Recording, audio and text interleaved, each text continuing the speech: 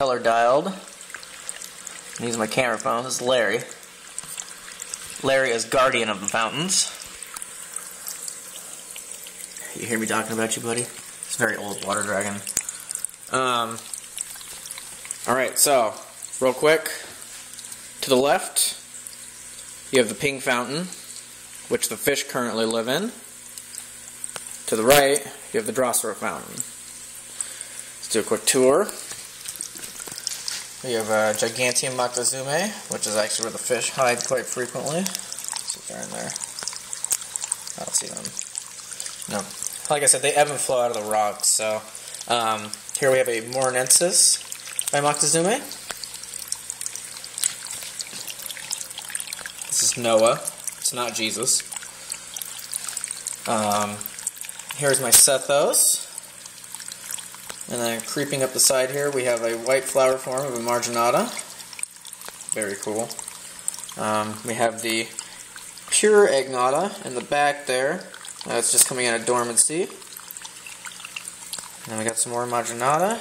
We have the Rizzy. Kind of gives you an idea for size. Like that. That's kind of how big the rock is. My club of a hand in front of it. And then we have the Aphrodites, which are coloring up nicely since the bulb change. Let's see here. Get you a quick little view of that. I'll back it out. I have it set up so people can look at it this way in my home. Got this like cool little cutout in the wall. Before we go to the Drosera fountain, I'm going to do a... Hopefully this works. I'm going to go over, and back here where I have the golden pothos and ferns, I actually have a little hidden kind of pagoda going on.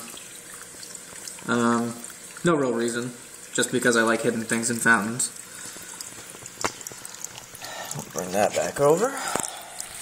And then over here, this fountain is a lot newer. I have all sorts of spoon sundews. Quite a few rosette species there. Now, of course, we have the little gap and the capensis and the prolifera. Let's see, fork sundews. But this one's kind of cool because it has some really neat aqua features. Trying to get the camera to focus in. It's got that, which I really like. And it's got this guy over here. I'll pull that out of the way. Where it runs down, and then I have a drip.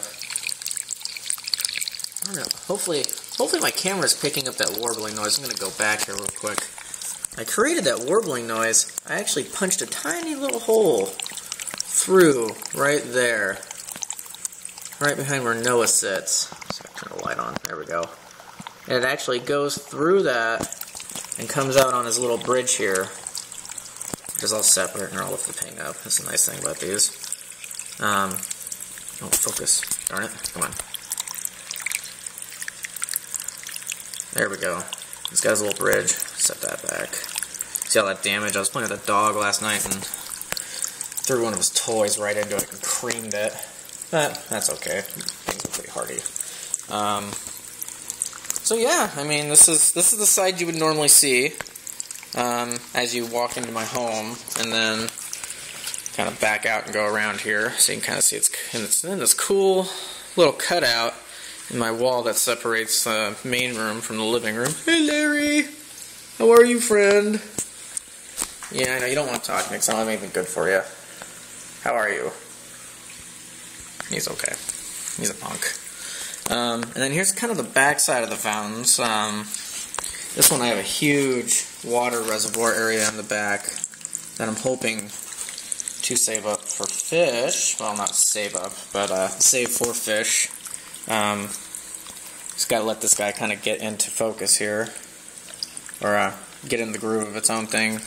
Get the bacterial mats and all that fun stuff growing. Yeah, and then this is kind of it from the back side.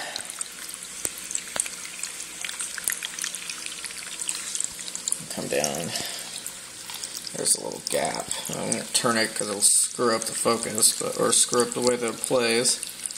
there's where that little tiny gap is. And yeah, these are my fountains, and I love them. They're kind of, I don't know, Ron said it best, it's like a little ecosystem. I take detritus and I throw it in the back here amongst the rocks, and that's where the ferns and the pothos get all their nutrients. And let's see here. You got some nice live moss here that's growing. This happens after the microbial mats catch enough sediment from the rock. So, kind of explain that real quick. I'll come around this way. So what happens is I brush the rocks. If you go to my YouTube page, you can actually have a cleaning video. But I try and keep the tracks somewhat clear. And then what happens is, go over to this fountain, microbial mats form. You can see that there. There's like little bubbles coming out from the gas it's exuding. And then it goes from this, once the rock gives off enough sediment and there's enough detritus and whatnot from the plants, it begins to look like this. And as you can see, it looks, well, you can see a little bit of moss starting to grow there from where the sediment was. I'll show you. See that? Just punched it out. It's just this film that will usually peel right. I was going to make the fire out of me. Where are you? It will usually peel right up. There we go. All right, so there you go. And it's just muck. But it's the muck that life is made out of. Because without microbial mats, well, you know, we wouldn't have oxygen or any of that other good stuff that started the world as we know it. But anyways, you know, figured I would show you in a video. It's a little easier to explain what's going on here than you know, typing out an essay online. So. Yeah, I mean, I guess I'll keep up with these, kind of keep people in check, let them know what's going on. Maybe I can inspire people to either make fountains or buy them. That would be nice. So, yeah, I mean, they're a lot of fun. Very low maintenance. Both of these guys go through about a pint of water a day. But, you know, I live in Sandy, Oregon. And the water comes out smelling like a public swimming pool, and they don't seem to care. I've been growing consistently with that water since we moved into the new house, and actually I used Gresham's water when I was living in Gresham, you know, last year. And they don't seem to care. I honestly think it's because of, you know, all the bioactivity going on inside of the fountain that it dissipates very quickly.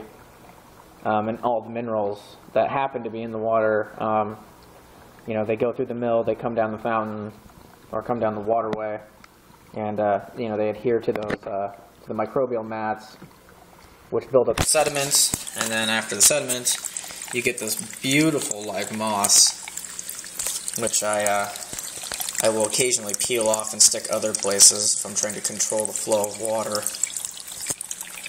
So anyways, yeah, this is my fountain, guys. I really hope you enjoy this little short go-around.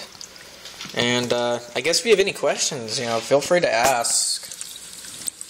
You know, I'm not some Harvard grad or anything like that, but, you know, I do dabble in biology. So anyways, I hope you enjoy your week, everybody, and, you know, look for photos to come.